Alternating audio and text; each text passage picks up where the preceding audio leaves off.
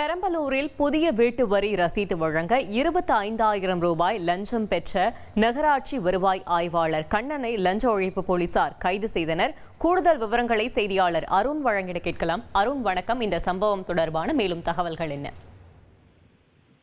நிச்சயமா, அதாவது பெரம்பலூர் இருக்கக்கூடிய ஆலம்படி சாலை, அந்த சாலை வச்சுக்கிறோம்னா மகேஸ்வரி முத்துசாமி தம்பதியினர். இவங்க பெரம்பலூர் நகராட்சி உட்பட்ட பகுதியில புதுசா ஒரு வீடு கட்டுறாங்க. வீடு கட்டின உடனே மகேஸ்வரி என்ன பண்றாங்க, இந்த வீட்டுக்கு புதிய ரசீது வேணும்னு போய் ஆன்லைன்ல விண்ணப்பிக்கிறாங்க நகராட்சி மூலமா.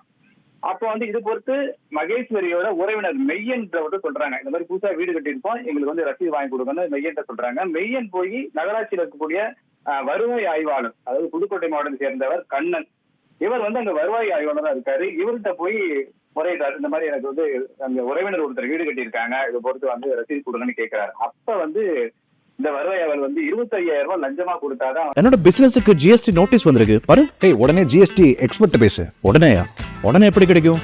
பாஸ் வாலா பி தி பாஸ்.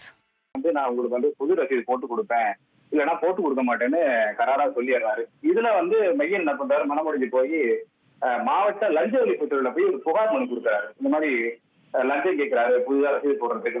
அப்ப லஞ்ச ஒழிப்பு போட்டு இந்த புகாரை வாங்கிட்டு அவங்களோட அறிவிக்கக்கூடிய மெய்யன்ட்ட 25,000 ரூபாய் பணத்தை கொடுத்து அனுப்புறாங்க.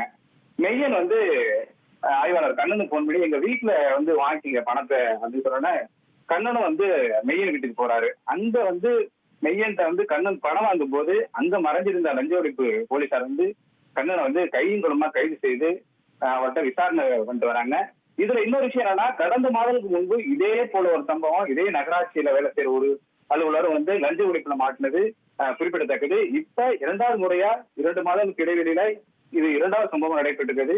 இதே போல தொடர்ந்து இந்த நகராட்சி அலுவலகத்தை பணிபுரியும் ஊழியர்கள் புதிதாக வீடு கட்டுவன் லஞ்சம் கேட்கறதாக தொடர்ந்து குற்றச்சாட்டு வந்துட்டே இருக்கு. இன்னைக்கு கண்ணன் லஞ்ச ஒழிப்பு போலீசார கைகுளம் மாற்றி அரெஸ்ட் பண்ணி விசாரணை எடுத்துட்டாங்க.